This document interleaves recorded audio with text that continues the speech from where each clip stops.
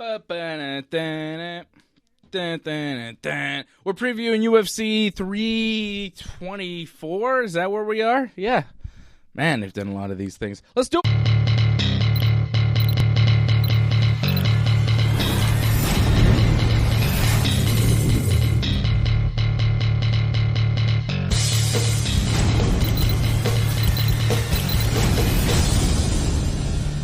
Let's go. You know, I remember you going to UFC 81. We're at UFC 324. You know what I mean? You know what I'm saying?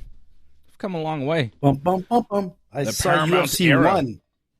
Listen, man, I saw UFC 1 live. Well, live. Oh, I yeah? mean, it was on pay-per-view at that time. Yeah, man, live. You watched it happening live? At that moment. Yeah, bro, it was crazy. That's I was crazy. on St. Laurent Street watching UFC 1, you know? I think I said it a couple of times. Think about it, Dave. I was there for UFC 1 with a bar packed of all martial artists, everybody claiming that they're the best and that, you know, Kung Fu was going to win and that this was going to win and whatever. And then this guy walks in, Royce Gracie, and you see a little snippet about him and he comes in with his gi and everybody's like, oh, man, this guy's going to get destroyed. Look how small he is, skinny. He looks like a karate guy. Nobody knew, like, you know, he was a jiu-jitsu guy. They're like, oh, this karate guy's going to get smashed. That was UFC 1, dude. It changed the world. Yeah. The first UFC I saw was UFC 9. And I saw it on a VHS. I think What? it was not long after it happened. That's Ken crazy. Shamrock and Dan Severn, That was a good fight, man. 1996. Crazy. I maybe saw But it Dave- in like 97. Was Shamrock in WWF at that time? I don't know. They were both in the WWF when I saw it. That's crazy, man. And, And when so I saw wanted to see UFC them 1, fight for real. but you got to remember, I watched the UFC 1, and the hype going into this was like, it was like weeks upon weeks of people like claiming, like, you know, I could go to this place and I could, like, UFC 1 was a lot of talkers, but UFC 2 was even worse. That's when everybody was like, how did that guy win? It's impossible. I'm a street fighter. I'm this, I'm that. You know, people were like legitimately trying to get to the UFC 2 to be on that showcase. There was a couple of guys from Canada that made it too. Yeah. But what I'm saying is, I saw it live, dude. I saw the crowd there, and I saw everybody go silent, man. When Royce Gracie started to win one after another, and everybody was like, what does this guy do? And everybody was confused. I don't know. Is jiu-jitsu? Is it Japanese? What is it? And then Brazilian jiu-jitsu, what is it? Is it the dance? What is this? It doesn't make sense. We got to find out what it is. And it went from boxers to wrestlers to And to of course, kung fu guys, AJ, karate guys. as we know, AJ, the rest is history, and we could go on and on about the history. I was just commenting on the fact that it's UFC 324. I kind of lose track of the numbers at this point because there have been so many. And AJ could recount the days and jiu-jitsu and how it... But Fred's going to fall asleep if you do that. Fred? Stay Fred's with already us. sleepy, man. AJ's putting you to sleep. Stay away from the light. What are you talking about? It's UFC 1, dude. Think about it. Like, the emotions, man. I was there. It was crazy. Fred, are you snoring? I'm telling you, Fred's man. here. Fred. I'm not sure what to say, man. UFC 1, man. Yeah, 1993, I think, man. So, like, honestly, if you're not, like, at least 30, and even I would say, like, if you're not at least 35, you probably have no memories of UFC 1. So, AJ, you're just being old man yelling at the clouds right now. That's right. Yeah, but, dude, it's all about history, dude. I was there. I was part of history, man. Think about it. I was a young AJ, and I was thinking, man, I got to get there like everybody else. And then I saw teeth flying out, and I saw broken bones, and I'm like, how much are they making? You know what the check was, Fred? It was $5,000. Was it $50,000? Sorry. It was $50,000 prize to win. They came out with that big check at the end. Royce Gracie holding it. But they went into that round robin. I think it was 4 or 5 fights that night to win $50,000. But it wasn't about the money. It was about who was the number one in the world. In the history of martial arts, from the time of the Bible to 1993, Brazilian Jiu-Jitsu was number one. Think about it. Right. I've thought about it. Come on, That's guys, why I do get some jiu-jitsu, emotion because in you. I see that it is essential for any kind of combat. You got to know it. You got to know it. It's not necessarily the dominant art like it was at the beginning, but it's definitely something that every UFC fighter is practicing. Because if they're not, they're going to get caught. They're dead. Right? It's a necessary skill that you need in your back pocket. It's not necessarily going to win you a lot of fights just on straight jiu-jitsu. There's not a lot of guys in MMA anymore that really get by on jiu-jitsu. It's wrestling and it's high-level kickboxing. Muay. That's really winning MMA fights these days. The game has changed. But you got to be so well-rounded, and you got to be just as, I'm going to say, like, not going back and forth, but going back to 93, it was a one-disciplined art. People were going in there with that one discipline, and there was so much honor to be representing that discipline. And when you failed, dude, you took away that whole discipline's history. And going back to it today in 2026, everybody is just as good as they are in jiu-jitsu at the highest level as it is in Muay Thai, as it is in boxing, as it is in wrestling under one guy. Everybody has top-level skills. And you know what? You need to have Muay Thai, and you need to have boxing, and you need to have wrestling, and you have to have jiu-jitsu. Everything else is okay. But without those four, man, it's going to be hard. But the kids that are coming out, man, at 6, 7, 8 years old in MMA, it's insane, dude. Have you seen some of these kids in MMA? 7. Wow. 6, 7. So, 6, 7. And, finding out what's number one, who's number one, all very important in martial arts. It's all very important in sports. You want to know who's the best. You want to know who is number one. And that's what we are fighting for. And that's why this Saturday night we have a UFC interim lightweight championship fight between the number 4 and number 5 contender. Because we're trying to figure out who's number 4. Uno.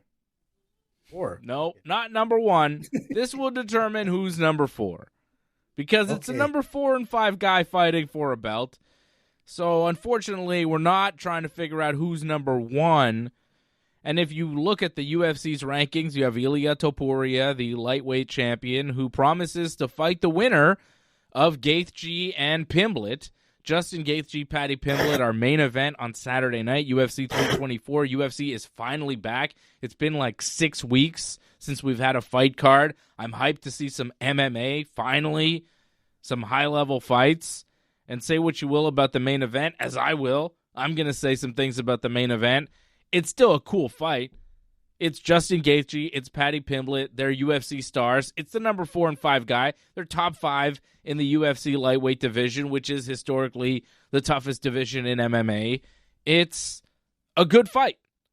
But, it's for a championship, and you kind of go, well, what's that? Because it's number 4 and 5 ranked guys. You got Topuria, the champ. Tsarukyan, number 1 ranked. Arman Tsarukyan.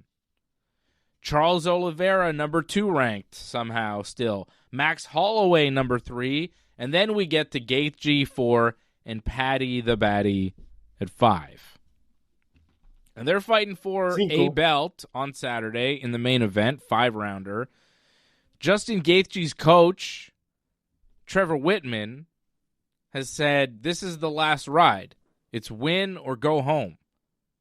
He doesn't want to be a gatekeeper. He doesn't want to have just entertaining fights.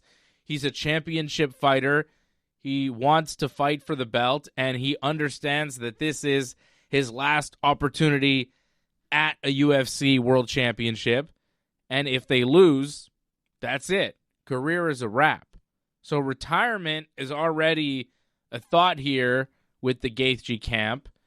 If they win, they plan to ride out the championship reign, whatever that means. A fight with Topuria that, we'll see. But this could be it for Justin Gaethje. This could be Gaethje's retirement fight.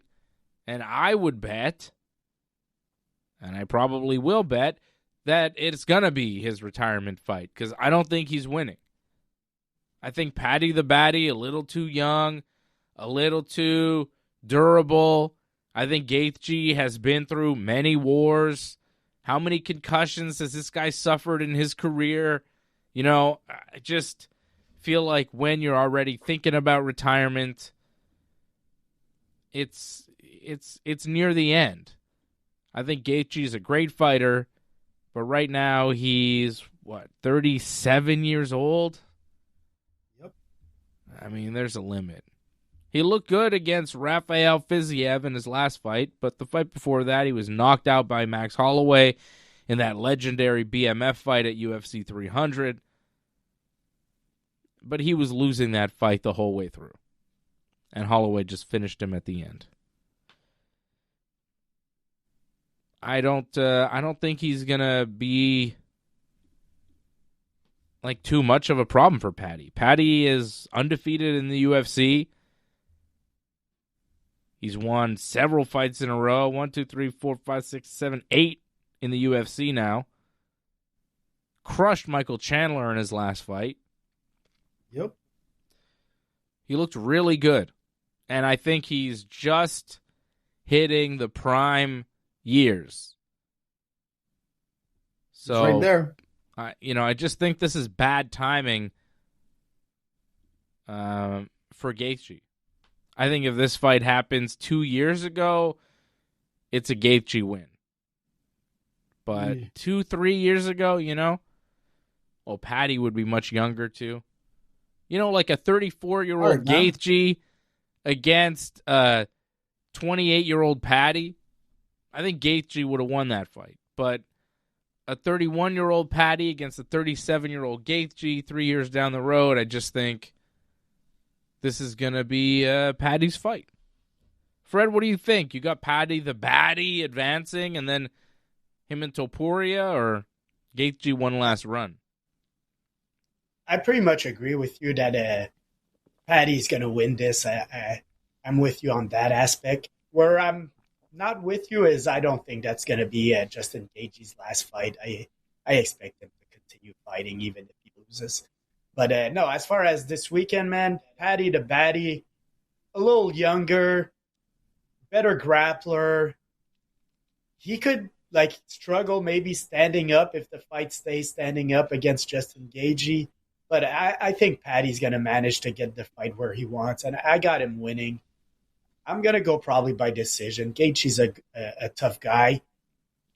If it's not by decision, maybe a submission, but I'm going to go with Paddy by decision.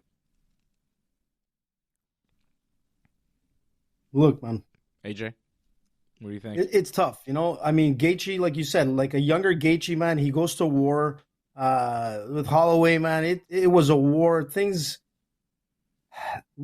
get crazy when Gaethje's in the octagon. The difference is that, when he went for that gold, he got submitted by Khabib. He got submitted by Charles Oliveira. And that's the thing. Now you got a 37-year-old Gaethje there who's giving talks about his career coming to an end, and then he kind of retracts, but he kind of said it, and he's, it's not the same, Gaethje, he's still a dangerous man in the octagon. But Paddy Pimblett, man, this guy is something. Coming into this fight, you've got a 31-year-old, like you said, he's right at that prime, and he's good, dude. The kid is good. He was destined to be champion, and he eventually will be, which I think is going to happen on Saturday. And you got to remember, when I was going back to, at the UFC 1 and kids and all this kind of stuff, there's stories about Paddy Pimblett, going into an MMA gym at 15 years old and saying to that gym, I'm going to be champion one day. And they kicked him out. They're like, get the hell out of here. You don't know what the hell you're talking about. He was 15 years old. Okay. And here we are at 31, and he could be the possible champion. That's somebody who's hungry, and that's someone who's determined, and that's someone who has a lot of confidence, dude. He goes in there and he's able to execute exactly what he wants to do. And I think it's going to be another night of submission. I think when it goes to goal for Gaethje, the panic sets in when there's a lot of pressure on him. And Paddy Pimblett's submission skills are on top. I think it's going to be a submission on Saturday. Unfortunately, I think it's going to be Gaethje's time to step back, just like Ferguson did, and the rest in that category. He's part of that old school. And, everyone's time has come, man. Well, I think we're going to be split on how this fight ends. I got Paddy with a knockout. I think a TKO, something like that. Maybe second, third, 4th round if Gaethje lasts, but I think Paddy finishes Gaethje like he finished Chandler. Gaethje's been knocked out a few times in his career. I think it's going to be another one. Fred likes the decision. AJ going with a submission, but we all like Paddy the Baddie to win and become a champion, an interim champion, and then advance to a fight with Ilia Topuria, which would be major. Paddy the Baddie right now, minus 240 the favorite. Gaethje plus 180 the underdog.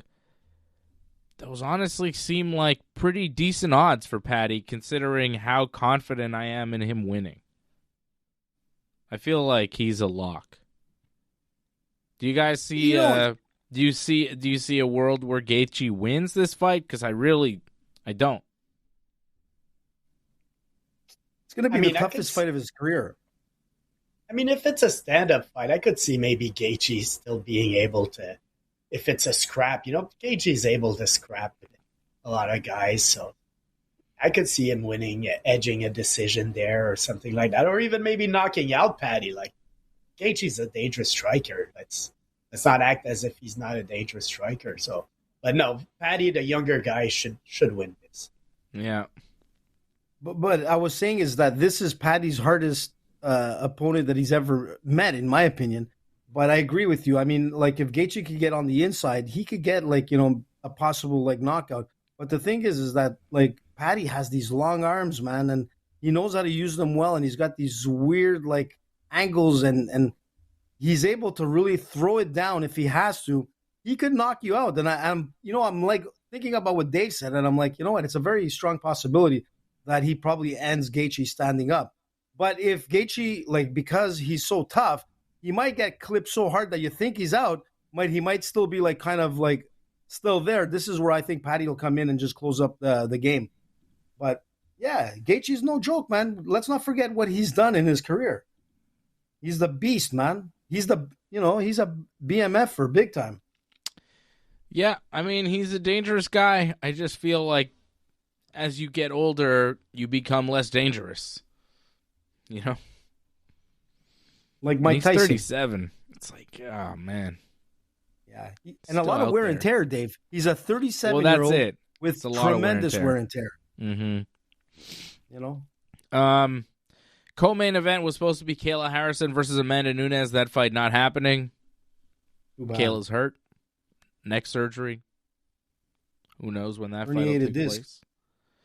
Yeah. Sean O'Malley's taking on Song Yadong. It's a 3-round co-main event. Sean O'Malley coming off 2 straight losses to Merab, looking to bounce back against Song Yadong, who's got a 22-8 record, coming off a win over Henry Cejudo. Song Yadong's 28 years old. He's young. He's hungry. He's coming off the biggest win of his career, looking to keep going, move up the ranks. Sean O'Malley looking to possibly secure another title shot with a win or 2. Might be just 1, because the UFC likes to give him title shots. If he wins this fight, the UFC might give him Petr Yan. They might. I don't know if there's a guarantee that Merab's getting a rematch. Looking at the embedded series, they show Sean O'Malley's house, all his cars and all that. He might need a couple of championships, man. He seems to be spending a lot of money. So hopefully he gets back in the title picture and makes some more big bucks, because I think he might have some money issues at some point. Does he seem off in the embedded to you? He's always seemed off. More. Like, I feel like those Merab losses have shook him. Because he's talking about retirement. He's young and he's talking about retirement. He's talking about, like, I guess this motivates me. I don't know. Try to find motivation here. He seems like maybe he's achieved the goal of being UFC champion. He has realized he is likely to never achieve that goal again. And now he's just kind of riding it out. Because that's a weird realization to get to when you thought, like I heard him talk about, I thought I was going to be like the Conor McGregor of this sport. I thought I was going to be the biggest star and this and that. And, maybe I still can be, but, I don't know. I guess that motivates me to just kind of be a big star. He seems like broken, like his fighting spirit got clipped there. And I'm not sure if he's going to be able to get it back. Like, when you're a champion, you are undefeated, you're winning all these fights, you become champion, you feel invincible, and then this guy Merab comes around and he beats you, and then you're like, oh, well, that was a fluke, I was off, let's do it again. And then he beats you again, and you're like, oh, then maybe I'm not who I thought I was. Maybe, like, all these thoughts have to be running through his head, and the way he's been talking, I don't know. Because I look at the division and I go, well, he's never beating Merab. And he's probably never beating Petr Yan either, even though he got that win over him. No one thought he actually won, and a rematch with him would be pretty nasty. So I feel like O'Malley may be in a position here where he kind of knows, like, I'm not going to be that guy. Because I think O'Malley felt like no one could touch him. And then Merab just, didn't just beat him twice, and it was just not even close. The second time was just vicious. And that's got to do something to your ego and your mental state. Like, when you're invincible, and then this guy comes in and crushes you, you know what fixes that, Dave? You know what fixes that? What fixes that is a couple of wins, man. If he could win against Song Yadong, and I'm going to pick O'Malley because Song Yadong, I liked his last win, but it was against Henry Cejudo, who's pretty much like, retired. And I look at the rest of the track record of Song Yadong, and there's not a lot of impressive wins on his resume, and he has a lot of losses also. So Sean O'Malley, man, if he wants to get back to where he was, he has to start winning again. And it starts this weekend with a win over Song Yadong. So I'm going to go O'Malley, and I'm going to go by a TKO. I think O'Malley finishes him, and that's going to be the start to give him a little bit back that confidence, that swagger. And I doubt this is the end of O'Malley. Like, I hear what you're saying, but I think he just needs to get a couple of wins, and he'll be back on track. Yeah, and I think this is a winnable fight for him. And he should win. Like, I think Song Yadong is a beatable guy for Sean O'Malley. And I think that O'Malley should win this fight. But I'm not betting on him. I'm not putting him on my parlay. And I'm, like, thinking that maybe Song Yadong is going to pull off an upset because I don't like what I'm hearing from Sean O'Malley. I want him to win, though. Like, I'm rooting for him because it would be a good story for him to bounce back and get back into that championship contention because he is a star for the UFC and he does draw people to the sport. And he's a fun character. So why not add him into the mix and have him keep winning? But I don't know, man. The Embedded, I didn't like his performance on the Embedded. But yeah, I think a win would definitely turn things around. But I don't really have a pick for this fight. I think O'Malley should win, but I'm not sure he will. Who are you picking in this one, AJ? Well, look, you know what? Like, the reason why you got Paddy and you got O'Malley on this card being the first event for Paramount is because these guys, man, they're going to deliver. No matter what, they're going to go out there. Regardless of what the Embedded series makes him sound like he's like giving up on life. Shit happens and it can mess you up as a fighter, especially when you're on the top of the game. Like it's done to Conor and it's done to other people, Tony Ferguson, all the rest. But O'Malley's coming into this, and I agree with Fred. If he gets a couple of those wins, he's back on the game. We saw that with Chucky, man. Chuck E. Cheese. We saw Chuck E. Cheese, man, like almost Chucky losing Olives. his career in the Chucky Olives, like in the UFC, almost losing his career. And here he comes back. And he ends up being a champion. But, the thing is that I don't see O'Malley knocking him out because the thing with the Dong is that he has a granite chin, man. That chin of his is sick.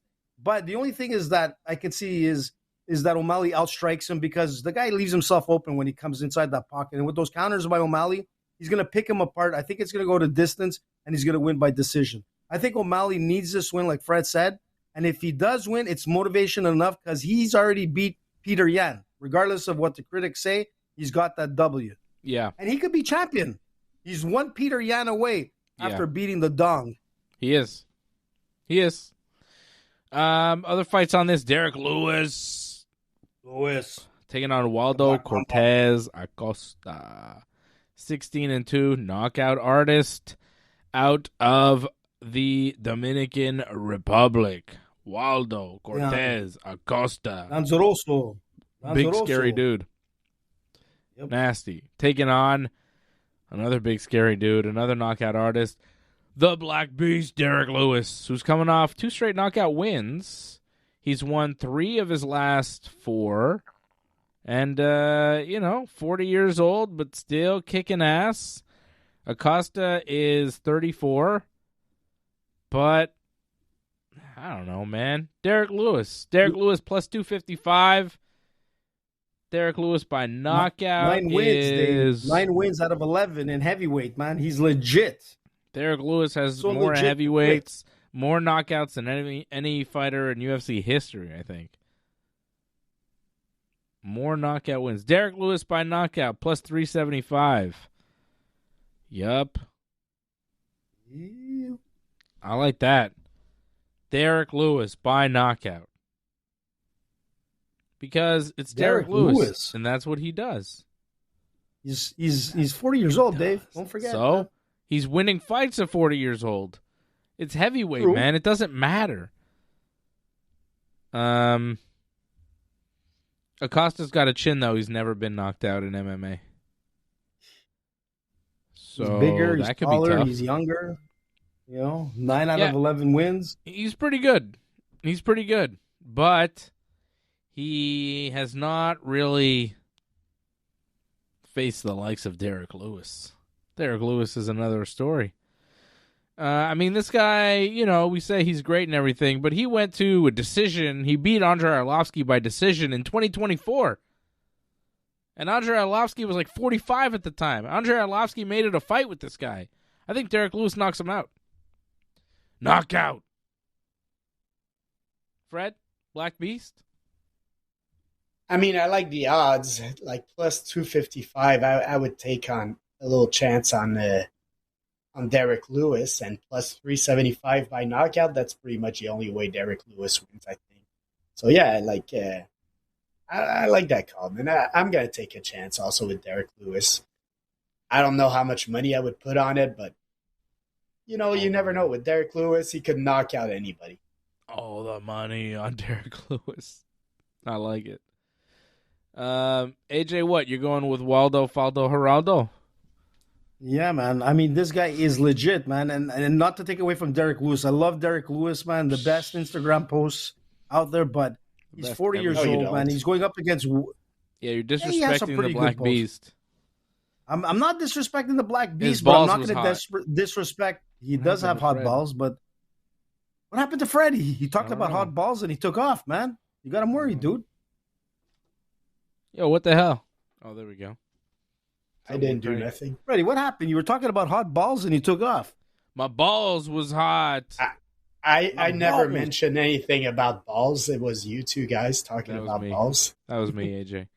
Anyways, AJ's going with Waldo. I'm going with the Lewis. But what happened to Fred? He's gone again. Why does Fred keep disappearing? Listen, Dave, I'm going to tell you something.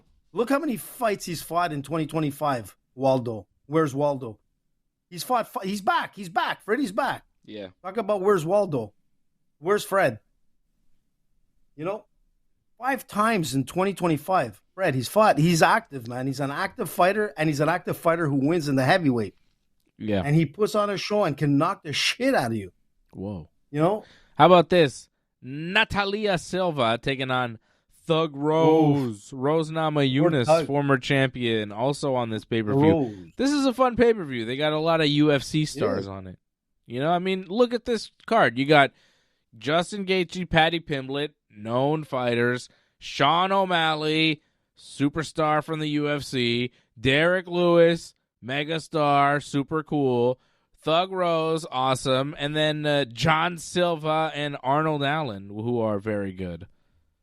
That's a pay-per-view. It's very good. It's a good, solid, and I'm calling it a pay-per-view. They're calling them numbered events now in the States. That's because they're on Paramount, so it's not a pay-per-view. It keeps happening. I don't know.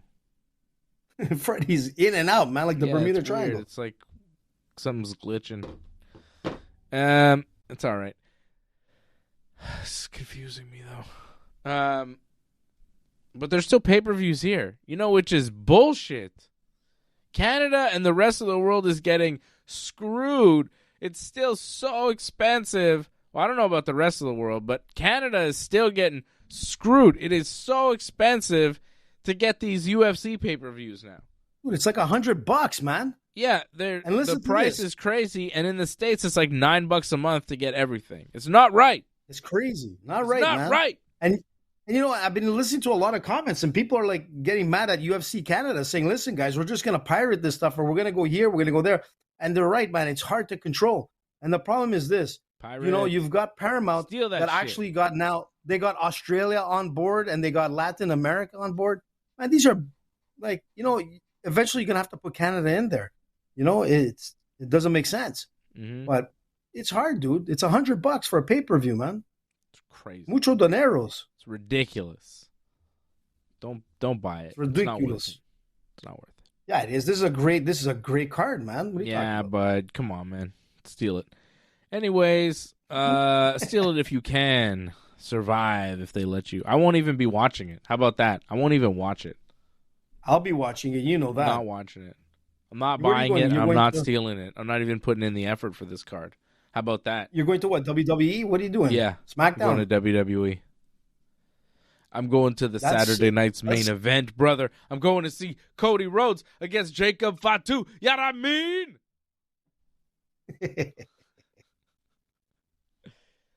Yeah. Who are you going with, SmackDown man? Tomorrow night. Saturday night's main event on Saturday. 2 nights of WWE. Huh? Johnny going? Johnny's going on Saturday, I think. Big John. It should be in the ring, not the octagon, but the ring. Simon boys are going tomorrow. The boys. Okay. Thug Rose against this other one here, Natalia Silva. Silva's pretty good. Beast, 28 years old from Brazil, undefeated in the UFC, 19-5 record. Just beat Alexa Grasso, former champion, in her last fight. I think she's building up here. She's taking on Thug Rose. Silva. What are the odds here for? Let me get you the betting odds for this one. I got nothing. Minus 370 for Silva. Plus 270. Sounds about right. I think Rose is great, but again, Rose has been fighting forever. She's only 33, though, which is nuts, because she's been in the UFC since 2014. How old is she? I thought she was 30. She's 33. She's been in the UFC since 2014. So that means 21? 17 years with Pat Barry, that means? At least.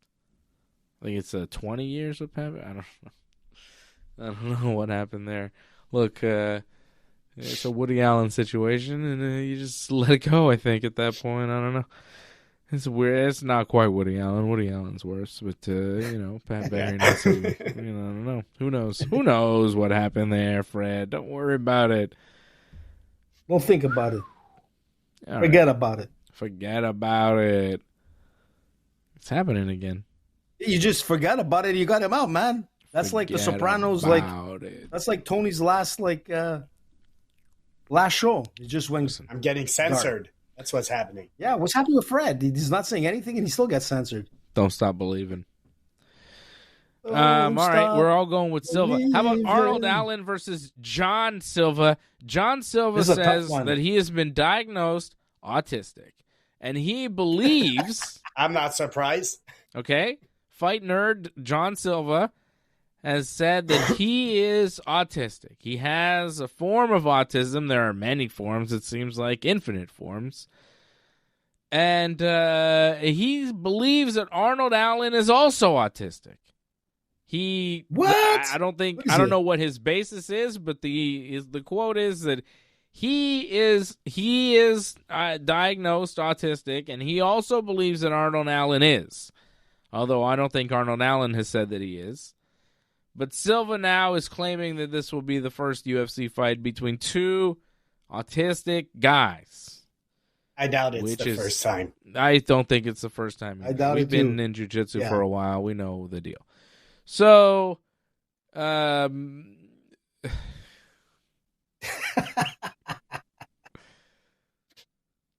people won't get that one. People will not get that one. A lot of people but will. In BJJ world, they'll know, man. In the BJJ world, they'll know. And they're damn good, man. That's the problem. Sometimes I'm, I look at some signs of like, do you have autism on the internet? And I'm like, wait a second. Yeah. I'm like, wait a second. Do I have autism? I'm not sure. I don't think so, but who knows, man? Who knows? It seems like everybody does these days. Everybody's saying, a lot of people have some sort of something, It's everybody's functioning. Like John Silva's obviously functioning. He's making money. He's in a UFC. He's a high-level mixed martial artist. He's doing fine. So I don't know what's going on there. But that's what John Silva's saying. So that's kind of the headline of this fight. John Silva is autistic, and he believes his opponent is as well. And they want to make history.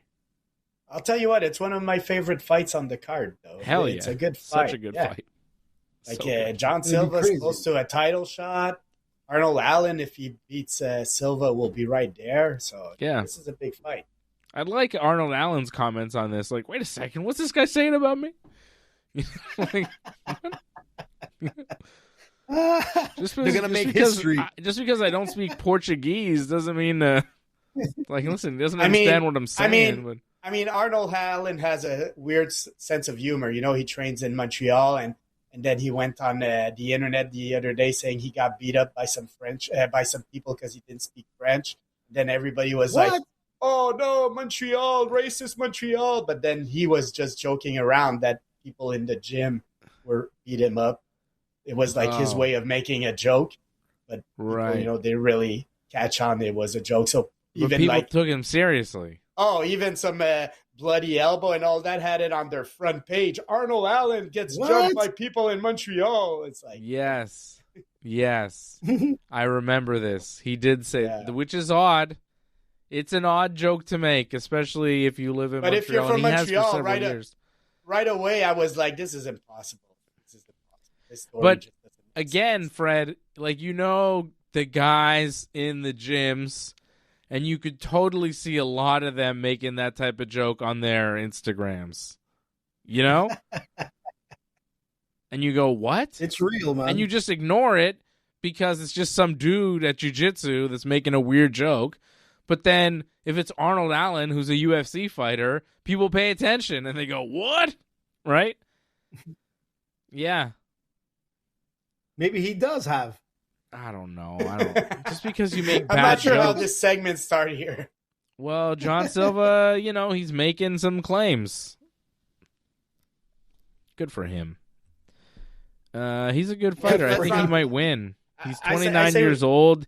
He's 16-3 in the UFC. Coming off a loss to Diego Lopes, but still has looked very good. Arnold Allen, 32 years old, 20-3. Coming off a win over Giga Chikadze. And Arnold Allen, very tough, very talented. This is a tough fight. He's tough, Allen. This is a tough fight to pick. I think this one could Very close, definitely go either way. John Silva minus 270, the favorite. Allen plus 200, the underdog. Yeah. Is it the Brazilian or the Brit? What do you want? The Brazilian is favored, and I'm going to go with the Brazilian. I think the Brazilian wins. But yeah, I think this could go either way. I'm a little surprised he's such a heavy favorite. Minus 270 seems a little heavy because I think this is kind of a coin toss fight. Yeah, I'm going to go also with the Brazilian, but I'm going to go just as a fan saying I hope John Silva wins because he's built himself a little bit of a name, a little bit of a character. So I want it to continue. I want John Silva to be an important fighter and to win some big fights, and that's where it needs to happen. Like, he needs to beat Arnold Allen. And one last thing, since Arnold Allen trains in our city, I think we should say as a show, we do not believe he has autism. Yeah, I mean, that's just what John Silva's saying about him. I'm kind of like, I wonder what Arnold Allen says in response. Or maybe he does. Like, maybe he's like, yes, actually, that is true. Or maybe he's like, no, what is this guy talking about? It's just an odd thing for your opponent to declare about you. It's like, I have this, and I believe that he has this as well. So we will fight. And it's like, what? Why is this like the fight talk of this fight? But people are talking about it. It's, I don't know. I think Arnold Allen is very good MMA fighter, and I think he could easily win this fight. Like, I think it's worth putting a bet on him at plus 210 or whatever it is, plus 200. Like, he could win. It's a 3-round fight. Arnold by decision seems good. He's been inconsistent, man. That's the thing. As a fighter, he's been inconsistent. He's lost to who? Max Holloway and but back in 2024 when his last win, Movsar. Right? If I'm not mistaken. He's losing to these guys by decision. Like, he's beating everybody else. He's beating Dan Hooker, Calvin Kattar, Giga Chikadze. Like, he's beating very good guys. Maybe not fighting enough. This is his first fight since 2024. He hasn't fought since 2024. Yeah. That's what I'm saying. Where Silva has been very active. I don't know. Yeah. Different things has been more active, him. that's for sure. Yeah, being more active might be good. It's very nevertheless, it's a close one, man. He's very good. Like, he could win this one. And he got jumped by a couple of French guys here in Montreal. Could be a factor. I think you missed the joke too, AJ. Nah, but I just wanted to carry it on. Oh, okay. Because I might have those signs too. Is it me or something? I don't think it's autism.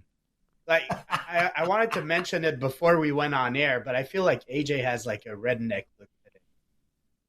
What? He looks like a redneck, you think? Yeah, like what? Yeah. He kind of looks like Mick Foley. Yeah, he does actually.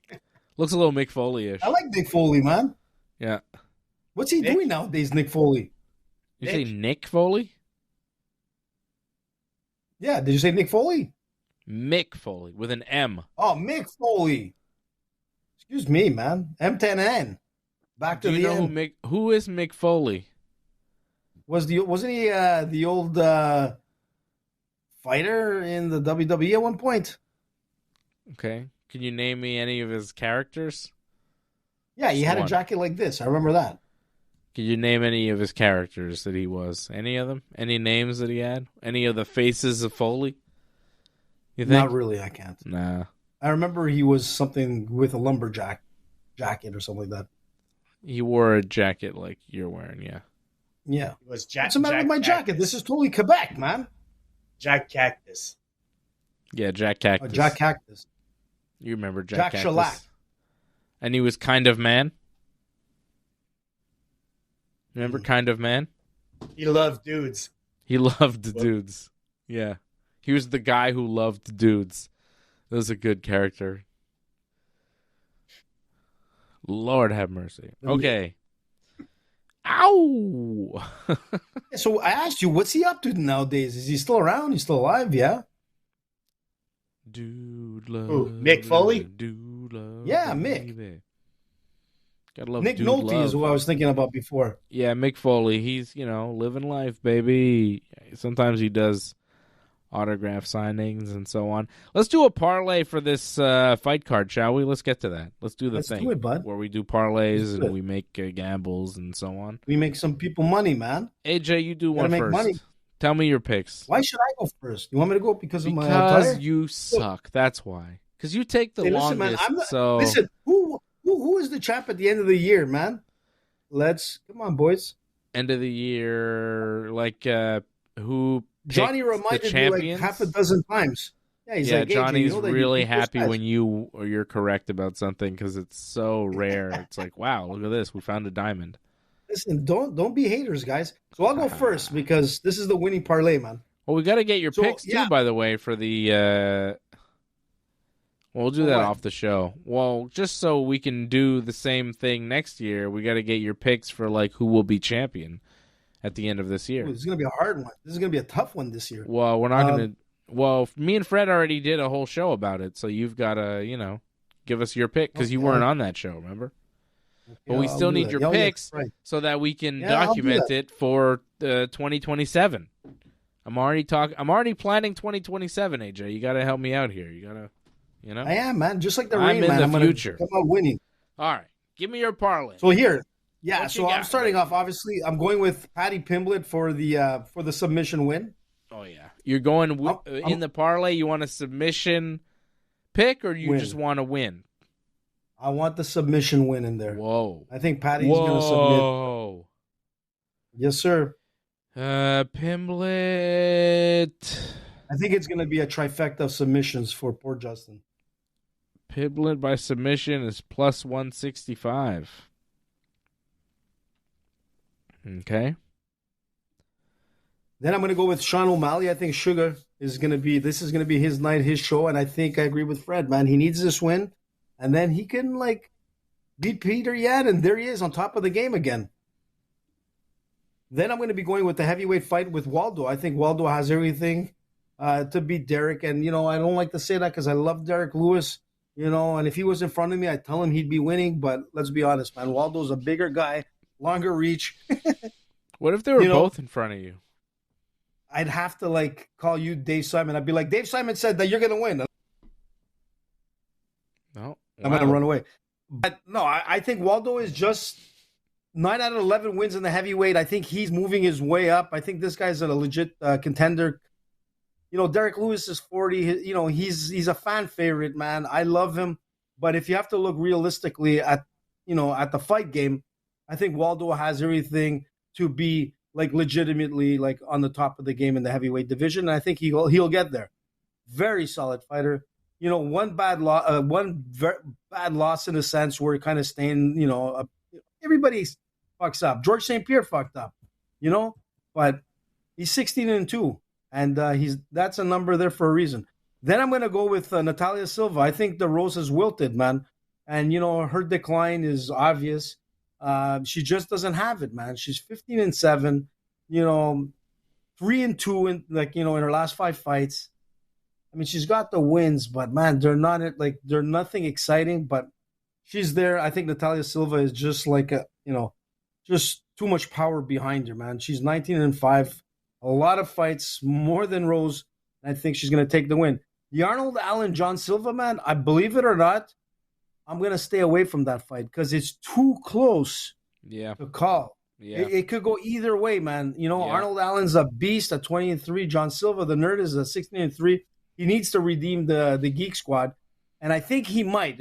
I'm picking this off the parlay, but I think he has the edge to beat Arnold, but we could all be wrong, man. So it's too close, man. This is one wrong move, and that's who's going to win.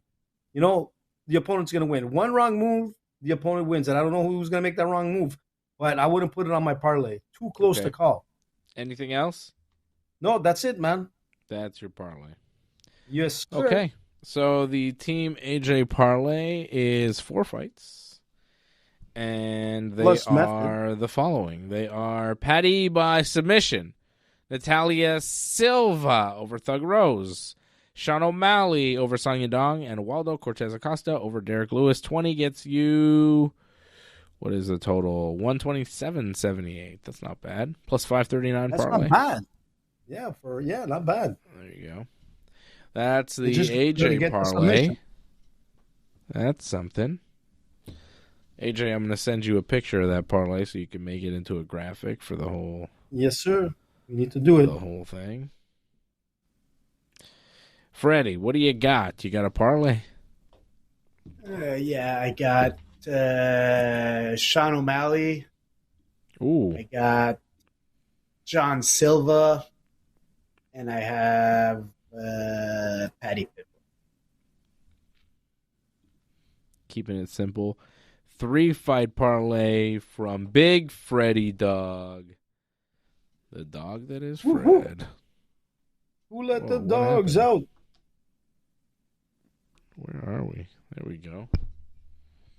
What is happening? That's not it. That's not who is Fred. that, Dave? That's Back not Dave, me. you're old. I know. What happened? Who is that guy? Hey, I'm trying to go to the parlay screen. Give me my parlay. There we go. I don't know. We got glitches. Sean O'Malley, John Silva, and Paddy Labadie. 20 gets you 57. That's the Freddy parlay. That's what Freddy's giving you. Paddy, short Silva, and sweet, man. O'Malley, keeping it simple, keeping it money. That's how you make money. You keep things simple, you win. I'm going to keep things simple and fun for you. I'm going to keep things simple, but also it's going to be fun, okay? Come on a little parlay ride with Big Dave. We're going to go with Paddy Labadie, okay? This is what we're doing. Let's do it together. Whoa. Let's go together. We're going to go with Paddy Labadie, okay? We're also going to go... Whoa, hey, that's not Paddy Labadie. What? That looks like Paddy. Bring me back to Paddy Labadie. There we go. Paddy Labadie, okay? I'm not going with Sean O'Malley. I'm staying away from this guy. I don't trust him. I'm not going with Derrick Lewis, even though I'm going to put a single bet on him. I'm going with Natalia Silva, okay? Mm-hmm. I'm going with Umar Nurmagomedov, okay, minus 1,600. And I'm also Umar's going there with Ateba Gautier, who is a rising superstar in the UFC and is a guaranteed slam dunk 100% victory. Where's he from, that guy? So he's from somewhere. A foreign Ateba. land. So I'm giving you some weird fights. Natalia Silva, Paddy the Baddy, Umar, Ateba.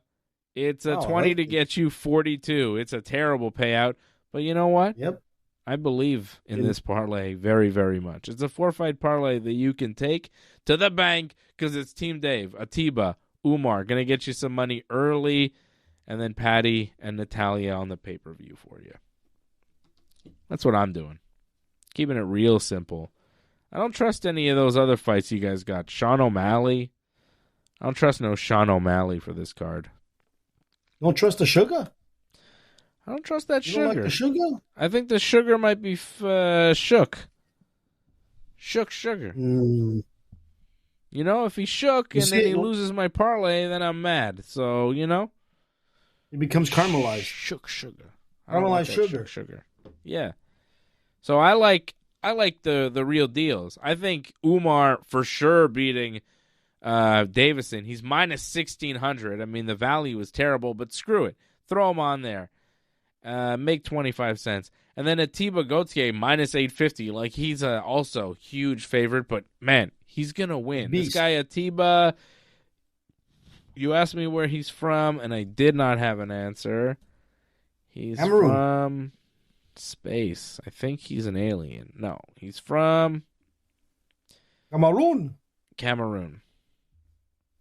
Hey, AJ knows his shit, he is nasty.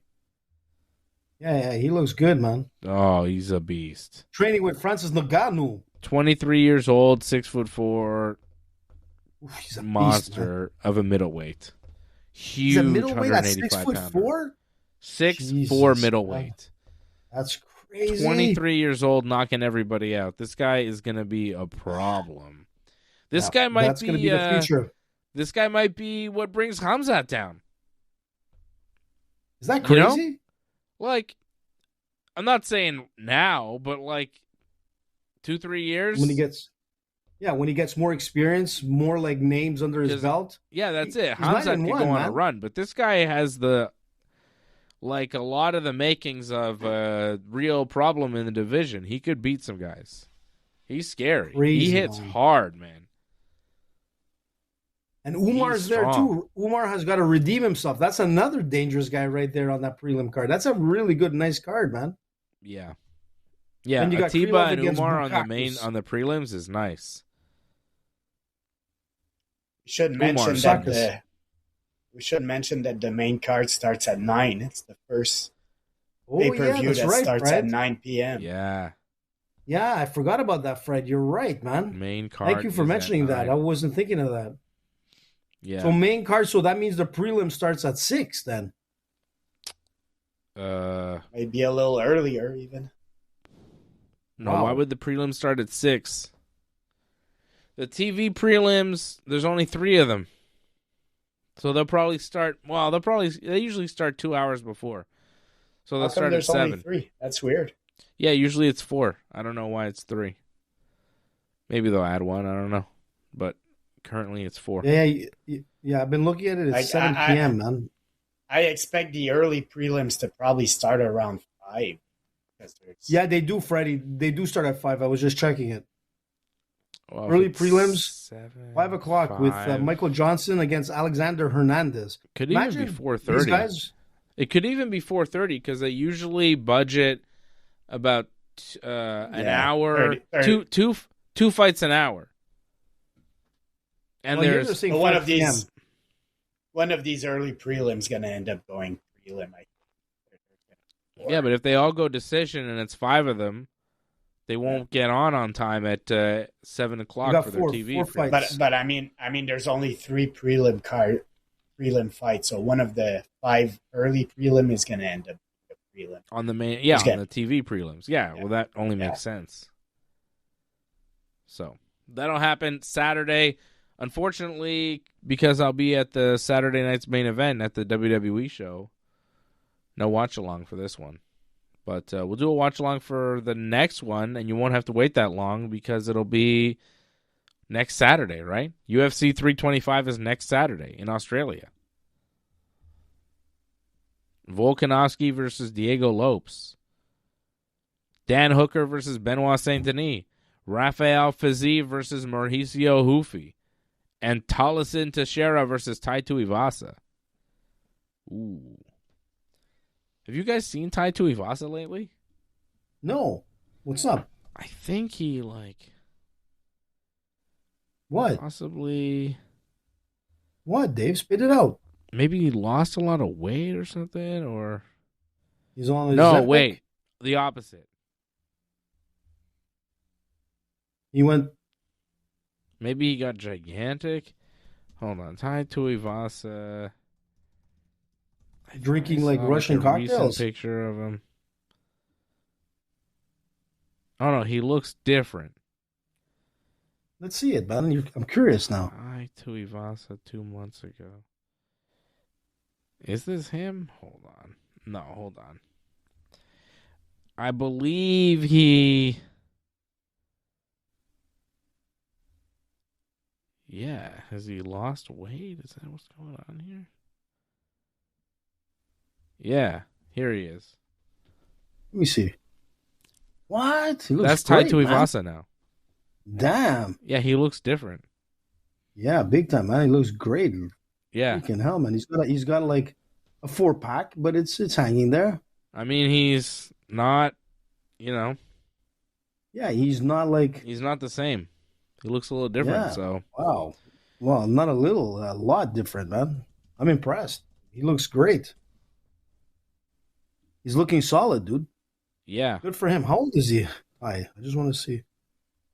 32 years old. Yeah, this is it, man. He's going for the last hurrah. He's going for it, man. Although this is a picture of him he looks... Here's a recent picture from a week ago. Looks good. Looks in good shape. Pretty solid, man. Yeah, he does, actually. Yeah. So, yeah, that'll be interesting next week. And that's in Australia, too. So, for him, that'll be at home. That'll be good. I like Tai Tuivasa. Against Taliesin. He's a fun fighter. Yeah, so do I. Chewy. Yeah, people love him. He's a fun, he's like a star for the UFC. He's good. Okay. We'll be back next week with more. I'm off this weekend because I'm going to the WWEs. So how about that? We love you. Curios. We thank you for watching. We appreciate you. Thank you to all the members over at join.ringsidereport.net and membership.ringsidereport.net. Be sure to check out our website, ringsidereport.net. There's so much great content being pumped out there every single day, all the time. New content, content based on our shows over at ringsidereport.net. So many news, stories, fun stuff going on at ringsidereport.net. It's a good website, man. What? It's a good website. A lot of information. I read it through sometimes. I'm like, shit, I said that?